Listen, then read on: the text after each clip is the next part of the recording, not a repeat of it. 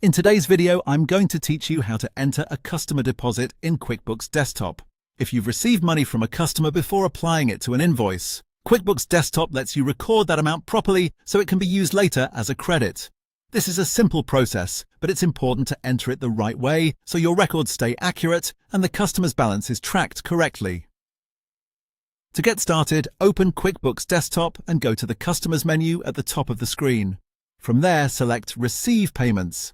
This opens the payment window where you'll enter the customer deposit. In the Received From drop-down, choose the customer's name. Make sure you select the correct customer because this deposit will be tied to that customer's account and will later be available when you need to apply it to an invoice.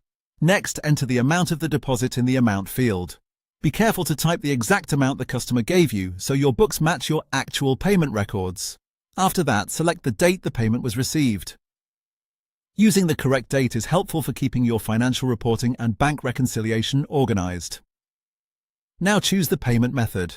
For example, this could be a check, cash, or credit card depending on how the customer paid. Selecting the payment method helps you keep better records and makes it easier to review transactions later. Once you've entered those details, QuickBooks will display a pop-up message letting you know there is an overpayment. This happens because there may not be an invoice available to apply the payment to right now.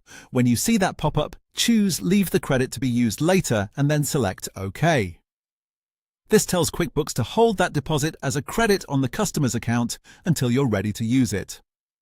Finally, select Save and Close to record the transaction. At this point, the customer deposit has been entered successfully, and the credit will stay on the customer's account for future use. That's all there is to it. Recording customer deposits this way is a good habit because it keeps your accounts clean and helps ensure you can apply the payment correctly when the time comes. If you follow these steps carefully, you'll be able to manage customer credits in QuickBooks Desktop with confidence.